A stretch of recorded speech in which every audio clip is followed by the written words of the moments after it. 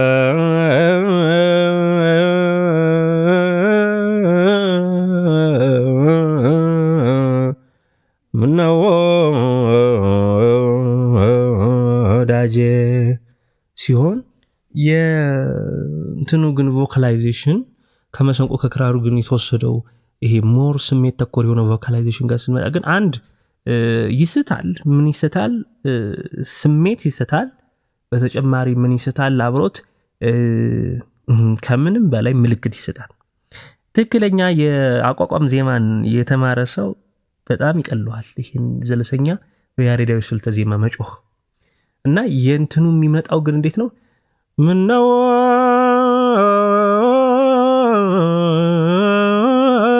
ወዳጄ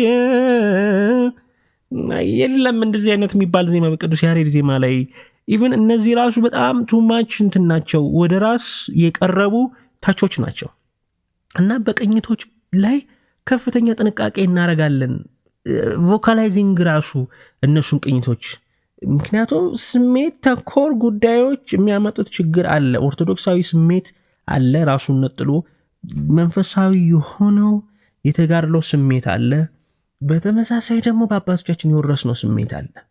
የእነሱ ተጋድሎ ውስጥ የእነሱ ገድል ውስጥ ያየነው ስሜት ማለት እና ሁሉም ደስታ አይደለም፣ ሁሉም ሀዘን አይደለም፣ ሁሉም የደስታም የሀዘንም አገላለጽ ተመሳሳይ አይደለም እና ቅኝቶቻችን ለዚህ ጉልበትና ኃይል ናቸው።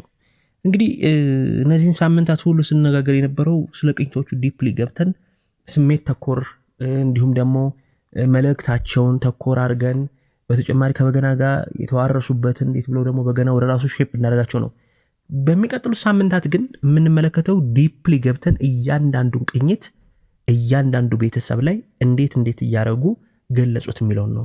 ስለዚህ ለዚህ ሳምንት እስካሁን ድረስ የተነጋገርንበት እንትን ይበቃል ማለት ነው። ስለ ቅኝት ያወራንበት እንግዲህ እኔ ስለ ፍሪኩዌንሲ ወይንም መሰል ሌሎች ጉዳዮች ማውራት አልፈለግኩኝም።